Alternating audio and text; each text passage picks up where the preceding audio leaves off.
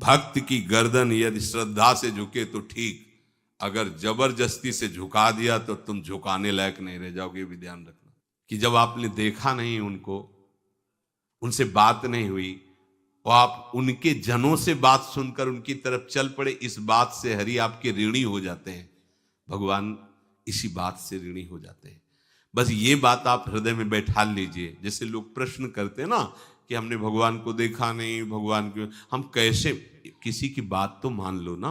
आप मान लो, वो तो आपके अंदर भी बैठे हुए हैं, वो आपको इतना प्यार देने लगेंगे।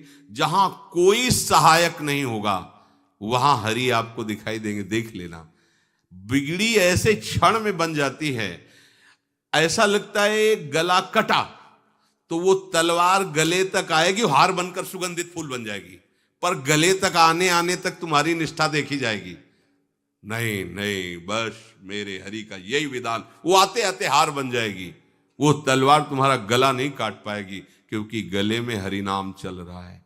मान लो हमारी महालक्ष्मी चरण चापती रहती, क्या चाहिए तुम्हें, क्या चाहिए। आप सच्ची मानिए, क्या मतलब कितनी मलिनता छा गई। हम इसको मार देंगे तो 2 लाख रुपए मिल जाएंगे, ये कर देंगे तो। अरे भैया, अगर तू हरि नाम जपेगा तो इसकी कीमत नहीं है, कीमत नहीं, अमूल्य वस्तु है। इसके ब्याज में तू कुबेर बन सकता है। मूल तो कभी खत्म होता ही नहीं है, ब्याज में तू ब्रह्मा बन सकता है। बनना तो चाहे। भक्तजन तो कहते हैं नहीं चाहिए मुझे ब्रह्मा का पद, परमेष्ठी पद, नहीं चाहिए सम्राट पद, नहीं चाहिए योग की सिद्धियां, मुझे प्रभु आपकी दास्ता चाहिए। ये बात, कितना महासुख होगा उस भक्त को जो इन बातों को कह रहा है नहीं चाहिए मुझे, मोक्ष सुख नहीं चाहिए। वो ऐसे थोड़ी कह रहा है, श्रद्धा से नहीं कह रहा, अनुभूति से कह रहा है, मुझे नहीं चाहिए ये सब। इनमें वो सुख नहीं है जो आपके चरणों के समीप रहने में सुख है। नहीं सत्संग भजन नहीं हरि को, श्रवण न राम कथा अनुरागी, सुत बित दार भवन ममता निसि सोवत अति न कबहु मति जागी। अरे तेरी बुद्धि सो रही है, जगा दे। पुत्र में, रुपया में, स्त्री में, मकान में, इसमें सबकी ममता होती है, सबकी, जितने सृष्टि में पैदा हुए। केवल सत्संगी की नहीं होती।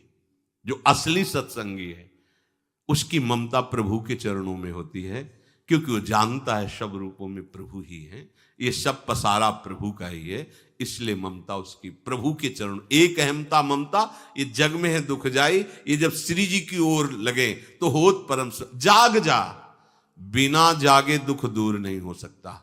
जैसे स्वप्न में हम देख रहे हैं कि समुद्र में डूब रहे हैं, अब जागृत में आसपास सैकड़ों नाव लगा दें तो बच जाएगा क्या वो, क्योंकि वो तो सो रहा है और वो स्वप्न में देख रहा है। अब हम नाना प्रकार के तैराकों को बाहर तैनात रखें तो उसको कोई सुख मिलेगा क्या, क्योंकि स्वप्न में। उसको अगर सुखी करना है तो एक ही उपाय, जगा दे। जगा दो तो ना समुद्र रह गया ना डूबना रह गया। ऐसे ही संसार में मोह से ऐसे ग्रसित जीव है, भाई इतना ही सुख चार है, और उसी स्वप्न में वो दुख से निवृत्त होना चाहते हैं। अब हम बाहर से उनकी कामनाओं की पूर्ति करने वाली बात करें तो क्या वो सुखी हो जाएंगे क्या।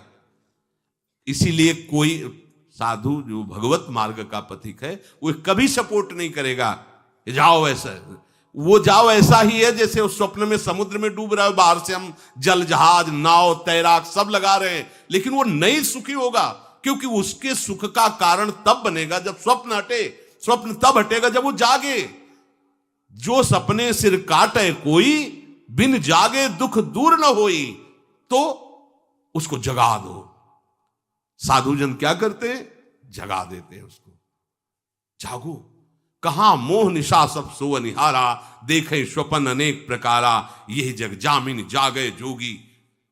योग भगवान से जो तुमने वियोग